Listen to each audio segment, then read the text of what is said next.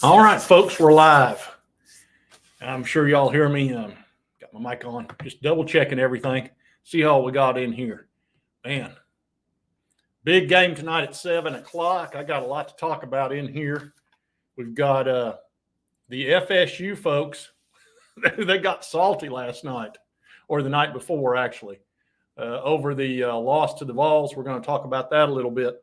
And we're also going to talk about, obviously, North Carolina. I've got a couple of special clips that I've done for this show. One on FSU that kind of will give you an idea when I'm talking about the saltiness. And then also North Carolina, which will give you a little preview of what's going on. Let's see. Sorry, I've been trying to keep up with the U.S. Open, too, because it's getting tight as well. Let's see what we got in here. Kason, I see y'all. I see all y'all folks in here. Stingray. What up, Stingray? Let's see. Yeah, you're right, Burnside. I got to totally agree. Let's see. Paul. Appreciate it, Paul. Big game tonight. Ooh, dark uniforms tonight. I like that. I like it when they go with the black and the orange. Yeah, they're not happy. I'll just go ahead and I'll talk to you about that here in a minute. Let's see what else we got in here. Yeah, FSU is definitely not happy. Yeah, we might because FSU beat Virginia. I believe they beat them 7-3, and they're a good team. So yeah, we may see them again. Uh-oh, what the crap just happened there? Oh, I did something weird. Anyway. Let's talk about FSU for a minute. Now, this is not all FSU people are this salty. Like the one that I usually deal with is double fries and no slaw, and he's usually pretty cool about stuff. This is a new one. This is Renegade FSU, and I've never seen this channel before. Now, let's talk about FSU for a minute. They've been through a lot over the last year. First of all, I've got some empathy towards them for a couple of different reasons. Number one, they lost their quarterback to an injury towards the end of the season, just like we did with Hendon Hooker. They went 13-0, didn't get in the playoff, did everything you could humanly do, and they didn't get in. And there's a lot of anger down there at FSU over that. They feel like ESPN and the NCAA and the SEC are in cahoots, which they probably are. And the reason that is because SEC gets a lot of eyeballs, a lot more than the ACC. And that's just kind of the way that it is. Oh, yeah, we're going to talk about it. Appreciate it, Brian. Don't you worry. We're going to talk about it. But the reality is the SEC, like I said, they draw a lot of eyeballs, a lot more than the ACC does. And they're in tight with ESPN. It's just kind of the way it is. So FSU feels very cheated by going 13-0, and then two SEC clubs, Alabama and Texas, got in with one loss each. Now, granted, the argument on the SEC side, or Texas and Alabama, is they played a much tougher schedule, which is true. But FSU's position is, hey, this is the conference we're in. We won every game we're supposed to win. Why did we not get in the playoff? Which is a valid argument.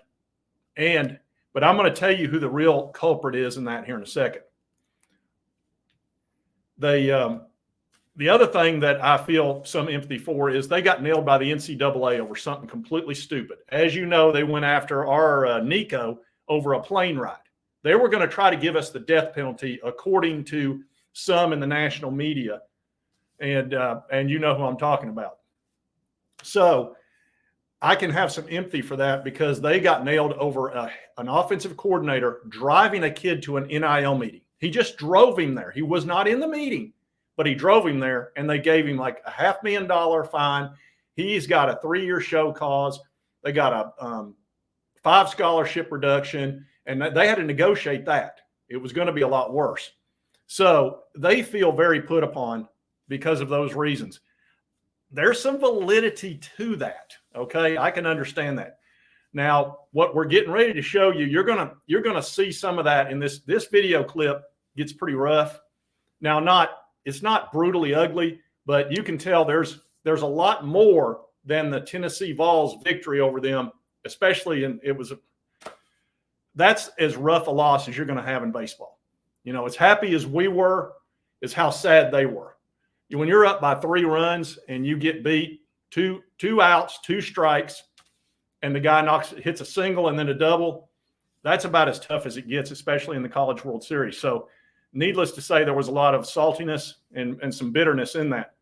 But I wanted to give you that preface so you understand where a lot of this is coming from, and then you're going to see it come to light in this video. But anyway, I also took the liberty of adding a few cutouts in this clip. So you, knowing me, I'm sure that doesn't shock you. But anyway, these are the folks from FSU. Now, before I get started, I know some of y'all are super sensitive. Not a ton of you, but there's a few of you that just any little thing, you freak out. So I will give you this warning prior. Just walk away. Yeah, if you're somebody that every little thing bothers you, now's the time. Now's your chance before this video starts playing where you can walk away. That way you don't come in the comment. You shouldn't have showed that. Oh, that might upset me. I get it. Okay? So you've been given a warning. Now let's play this for you. Watch. Like Jen said, I mean, we hit the ball better than them all night consistently.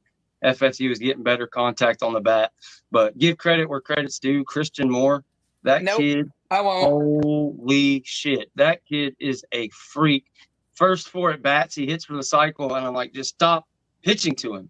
I wouldn't have pitched to him in the 9th inning. I don't know why they didn't just go ahead and put him on the bag.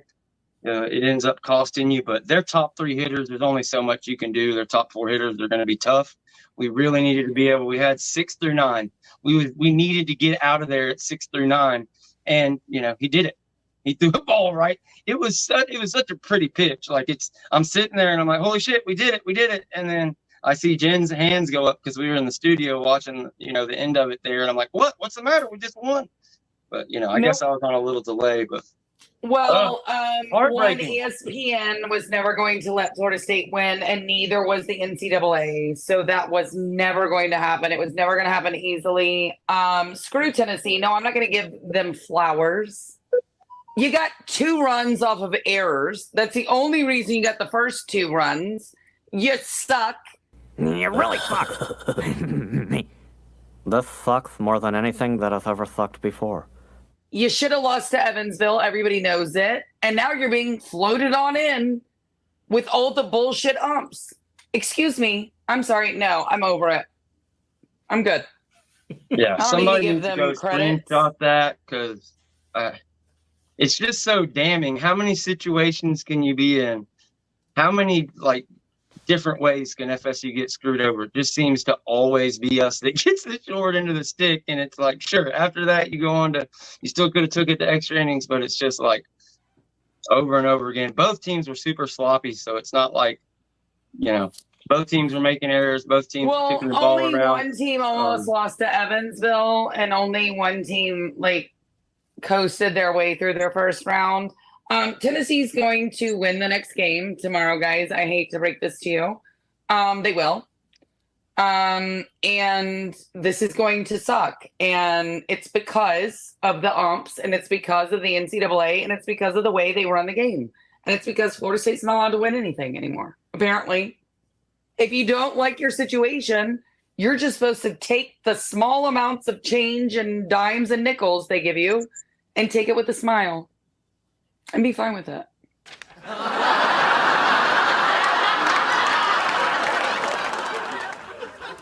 Oh.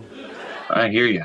But as far as the game, you know, it sucks. That's the way it ended. Yeah, it does feel like that, like you've just been robbed. But man, it's just a tough way to go down. Going to be fun to see, like I said, when they get the replay and really slow that down, see how bad of a call that is, see what they say about the rest. But nothing you can do now. They won't say anything. They only say anything unless it was like Georgia or if like Alabama was harmed, you know. But like if little old Florida State, who makes money and brings in eyeballs, they don't care. Maybe if little old Washington was harmed, people would care. Nobody cares. They won't care. Won't matter. Where do you want to go with it next? What point do you think we should talk about the game? I can't wait for Tennessee to lose in football next year because that's what they do every year. And they won't win this either. So screw them. Who cares? Boy, that escalated quickly. I mean, that really got out of hand fast. It jumped up a notch. It did, didn't it? Oh my gosh. Anyway, I had to play that for you folks. I had a viewer, one of you subscribers, that sent me a little note about it. And he said, you got to check this out, man. So anyway, that's the first time I watched them. Here's the thing that I love about YouTube. They're just telling you how they feel. And let me tell you something. That was a rough loss. So I'm trying, I get it. I do as a YouTuber myself, I mean, that was some salt. You can also tell this has a lot to do with the situation with the ACC. Look, they're making about $30 million less a year, and they're a really good program. FSU football is no joke, and they are getting left behind, and they know it. That's why they're suing the ACC. On top of that, they've got this Commissioner Phillips who really creaked them. They were getting ready to go to a 12-team playoff last year. Well, guess who stopped it? Commissioner Phillips got with two other commissioners, and they formed an alliance, a genius group of 3 people that decided, no, we're going to stay at 4 teams because the SEC wants to go to 12 teams, and therefore we must block that because we must block anything the SEC wants. Well, here's what would have happened with the ACC. They would have had a team in the playoff. Now, granted, let's say they'd been 5th, obviously. They would have gotten home field. They would have got to be in the playoff. They'd have probably gotten beaten because they didn't have their quarterback. They lost Jordan Travis, who was a very good player in a very unimportant game. He got hurt against North Alabama, I believe.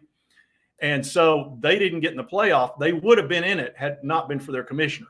So, and they're suing the ACC, and really they're basically suing him, for lack of a better way. Not actually, but it feels that way.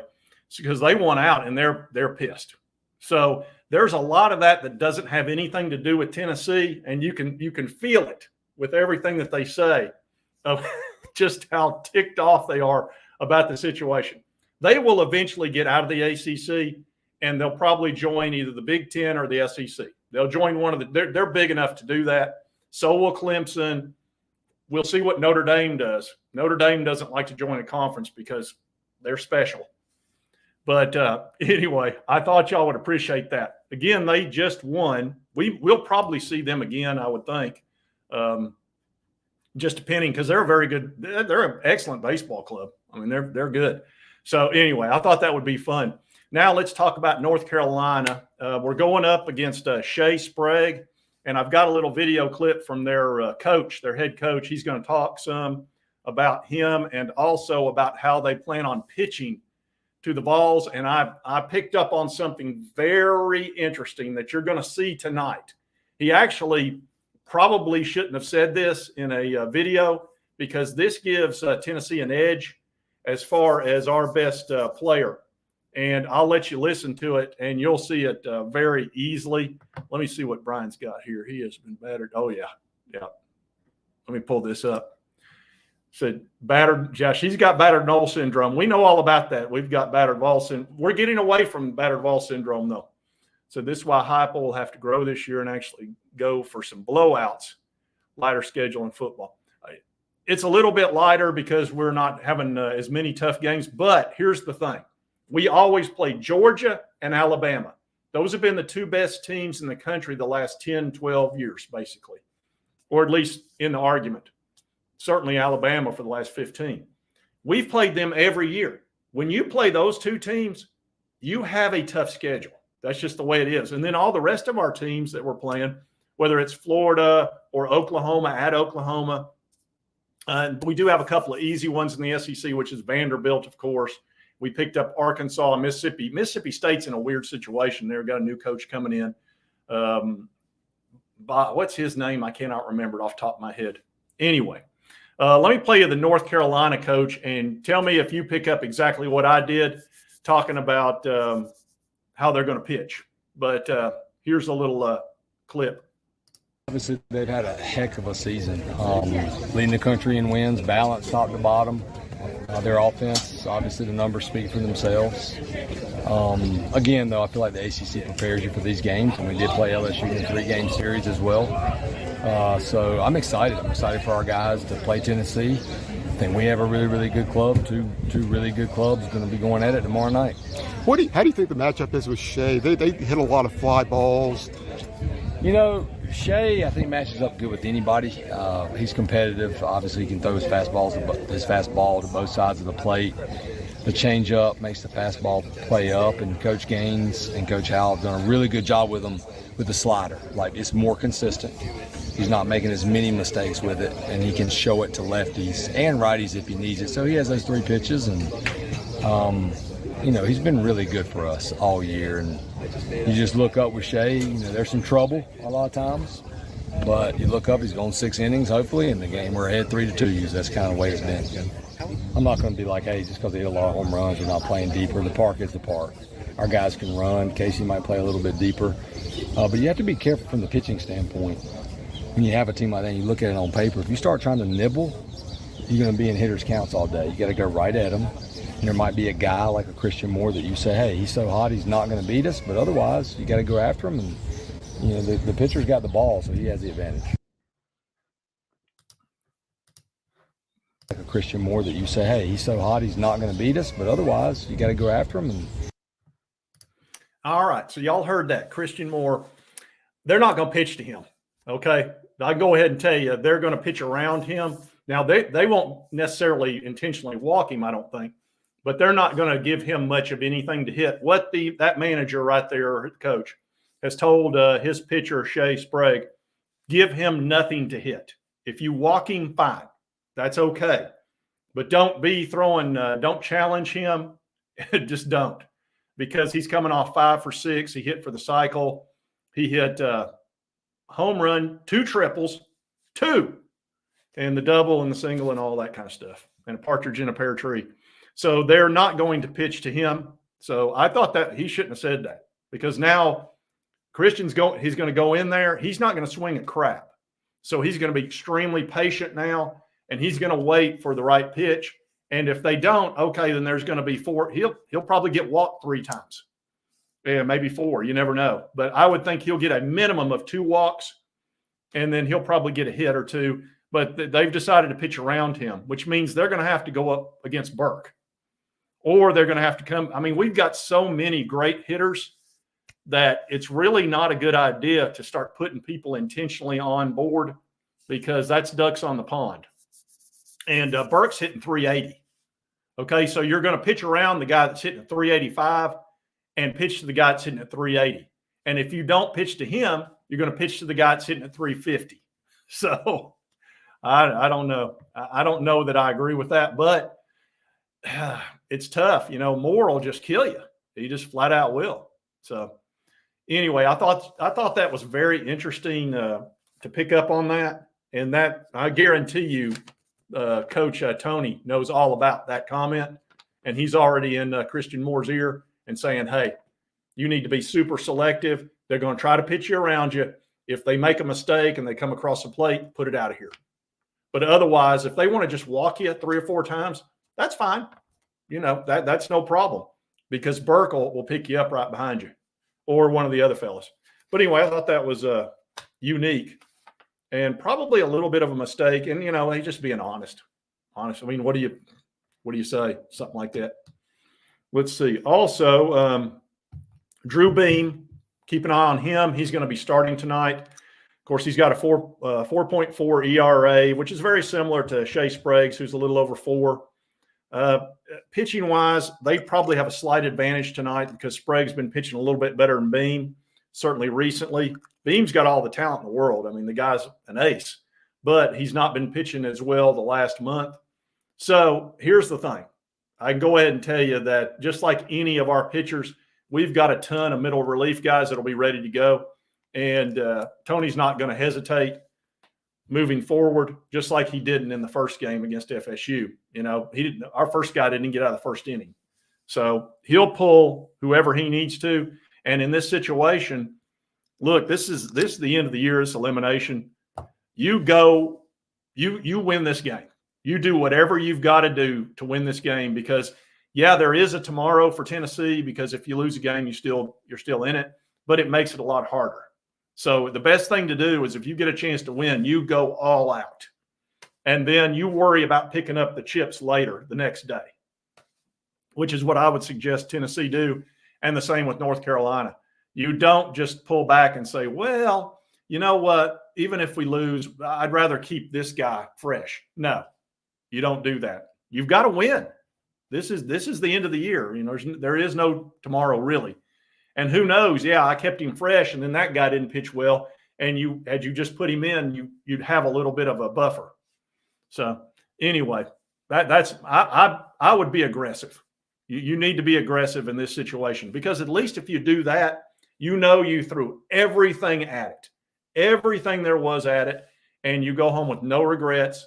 And there you go. And that's the same with North Carolina, Tennessee, FSU, whoever. So anyway, I wanted to have a little bit of fun with that FSU thing. And that video, by the way, was by, hold on. That was Tar Heel Tribune. I forgot to put that on there. That was Tar Heel Tribune. I thought that was, thought y'all'd like seeing that.